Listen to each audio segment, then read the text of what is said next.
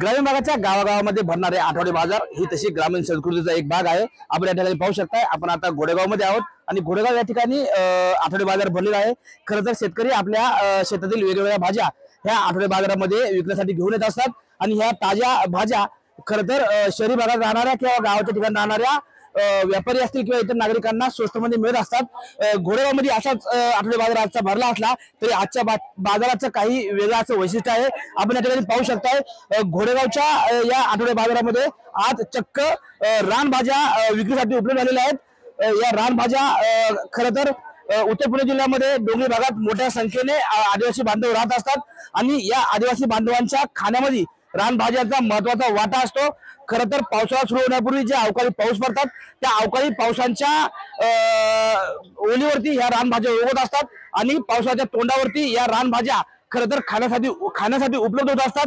आदिवासी जमातींमध्ये या रानभाज्याला अनन्यसाधारण असं महत्व आहे। आरोग्याच्या दृष्टीने अत्यंत महत्वाच्या असणाऱ्या या रानभाज्या आज चक्क घोडेगाव या ठिकाणी विक्रीसाठी उपलब्ध झालेल्या आहेत। आपल्या सोबत आहेत काही आदिवासी भागातील शेतकरी ज्यांनी या रानभाज्या घोडेगाव या ठिकाणी विक्रीसाठी उपलब्ध केलेल्या आहेत। ताई, काय सांगाल, कोणकोणत्या या रानभाज्या आहेत आणि त्यांचं काय काय महत्व आहे? कोळूची भाजी आणि ही कोणती आहे? चायाची भाजी। कुठून हे उपलब्ध झाल्यात, कशा पद्धतीने तुम्ही आणल्यात आणि कशी विक्री करताय? 20 रुपये।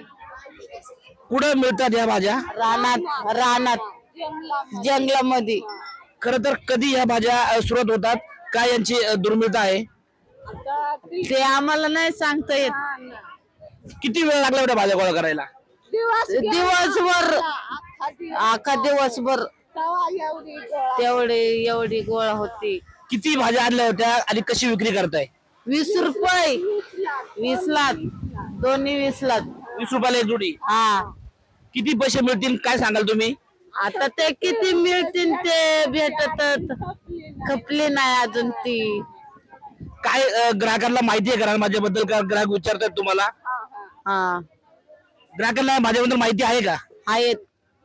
ज्यांना माहिती आहे ते विकत घेत आहेत, हा पण ज्या लोकांना ह्या भाज्याबद्दल माहिती नाही ते तुम्हाला काय माहिती विचारतात? हा। काय माहिती विचारतात?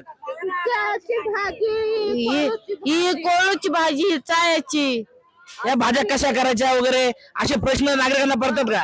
कापून करायचे त्या कांदा तेलामध्ये। आता ह्या भाज्या अजून किती दिवस चालतील? किती दिवस ह्या भाज्याचा सीझन असतो? तो 2-3 दिवसच फक्त बंद। आता पुढच्या आठवड्यामध्ये तुम्हाला भाज्या मिळणार नाहीत का? नाही।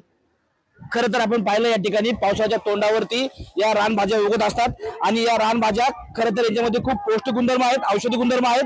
अशा या औषधी गुणधर्म असणाऱ्या रानभाज्या या ठिकाणी आदिवासी बांधवांनी घोडेगाव या ठिकाणी आठवडे बाजारामध्ये विक्रीसाठी आणलेल्या आहेत। या भाज्यांचा सीझन अगदी थोडा असतो आणि या थोडक्या सीझन मध्येच थोडे 2 पैसे मिळवण्याच्या उद्देशाने आदिवासी बांधवांनी या भाज्या विक्रीसाठी घोडेगाव या ठिकाणी आणलेल्या आहेत। अशा पौष्टिक भाज्या खरं तर रानावरात मिळणाऱ्या भाज्या या आदिवासी बांधवांच्या माध्यमातून शहरी भागातील नागरिकांना उपलब्ध झाल्या आहेत। टाइम्स नाव मराठीसाठी सचिन तोडकर, घोडेगाव।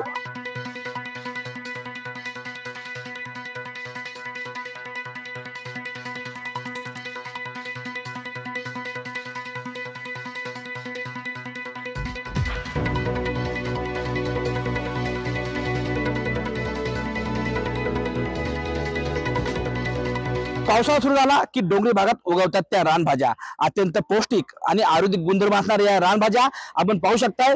भीमाशंकरच्या पायथ्याला असणाऱ्या डिंबे या गावामध्ये या रानभाज्या विक्रीसाठी उपलब्ध झालेल्या आहेत। वेगवेगळ्या प्रकारच्या रानभाज्या या ठिकाणी आदिवासी बांधव विक्रीसाठी घेऊन उपस्थित झालेले आहेत। आपण या आदिवासी बांधवांशी संपर्क साधणार आहोत। दादा, काय सांगाल, या रानभाज्या तुम्ही विक्रीसाठी आणल्यात? विक्रीसाठी आणलेले आहेत, परंतु आता हे कुळूची भाजी आहे, ही करटुली आहेत। कुळूची भाजी अशी बनवायला लागती, ही चांगली स्वच्छता धुवायची।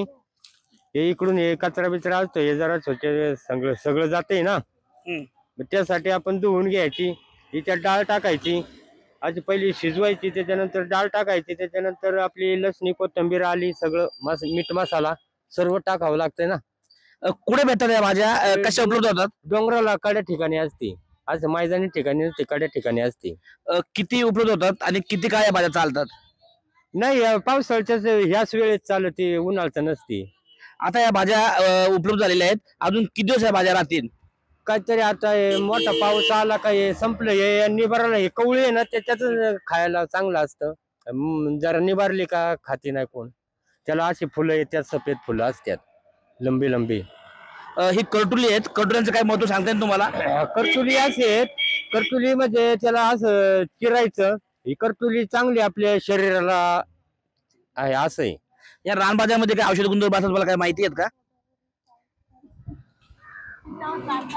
पित्त पित्त मेन पित्त आणि आपलं सगळं हे ज्याला जे हे असतंय ना सांधेवासी दम याच्या हे चांगली चालत आहेत. खरं तर या रानभाज्या तुम्ही विक्रीसाठी आणलेल्या आहेत, जे ग्राहक आहेत ते याचे चांगले पैसे देत आहेत, तुम्हाला त्यातून चांगले पैसे मिळतात का? नाही आता द्यायचं चांगले ना भेटते आपलं येते ज्याला माहिती आहे ते खातं ते मग आपण याला आपण 20-30 रुपयाने असं विकतो. कोणत्या कोणत्या रानभाज्या आता विक्रीसाठी उपलब्ध आहेत? आता सध्या कुळूची आहे, करटुली आहे, चायची आहे, तुम्हाला सांगतो बडद्याची पण असती पण इथं आम्ही आणते नाही बडद्याची कुणाला माहित नसतं ना त्याच्यामुळं मग आम्ही बडद्याची असते ती आम्ही घरीच खातो. खरं तर करटुले असेल किंवा चायची भाजी या ठिकाणी या आदिवासी बांधवांनी विक्रीसाठी उपलब्ध आणली आहे. या ठिकाणी अजूनही काही आदिवासी महिला आहेत. ताई काय सांगाल, ही भाजी तुम्ही विक्रीसाठी आणली आहे? त्यानंतर हे ना हे पित्त पूर्ण जाळीचं बर का. काय आहे ते, काय आहे? हे डायरेक्ट असं हे चिचुरडे बोलतात याला. हा, याच्यामध्ये असं ठेसायचं मिरची टाकायची आणि मग अशी लसणी मिरची टाकायची तेल बिल टाकायचं असं उलट पालट करायचं तेलावर आपल्या तव्यावर आणि मग गरम गरम मस्त खायची. खरं तर पण ही जी तुम्ही भाजी आता ही सांगताय तुम्ही, ही चिचोड्याची भाजी तुम्ही सांगताय, पण ही तर खरं आपण पाहिलं एकदम तर ही वांग्यासारखी दिसते. काय सांगाल? याला चिचुरडीच असते छोट वांगू रानचं वांग म्हणायचं. हे रान वांग आहे? हा डोंगरचं वांग छोट. हे एवढी छोटी भाजी आहे, हे गोळा करायला किती वेळ लागतो? अहो कसं चाललंय काटे असतात याच्या झाडाला आहे ना लय काटे असते आपलं एक एक एक एक असं तोडावं लागतं असं. हा ते काटे लय असतात ना याला मग ते आपल्या इकडून लागत त्याचं काट. मग एवढं गोळा करायला वेळ लागतो? वेळ लागतो. त्या वेळेनुसार तुम्हाला याचे पैसे होतो का एवढे? आता काय ते नाही भेटते एवढे पण आपलं द्यायचं 20 रुपये 30 रुपये वाटा असं आहे ना. खरं तर आपण बसण्याऐवजी आपलं हे धंदा स्वीकार पोटासाठी शेवटी करावंच लागणार असं आहे ना. खरं तर आपण या ठिकाणी पाहिलं या आदिवासी बांधवांनी रानभाज्या खरं तर विक्रीसाठी खाली शहरी भागात आणलेल्या आहेत. मात्र ज्या प्रमाणात ह्या आदिवासी बांधवांना ह्या रानभाज्या गोळा करण्यासाठी कष्ट पडतात त्या तुलनेत मात्र या आदिवासी बांधवांना त्याचे पैसे मिळत नाहीत. टाइम्स नाव मराठीसाठी सचिन तोडकर, डिंबे, पुणे.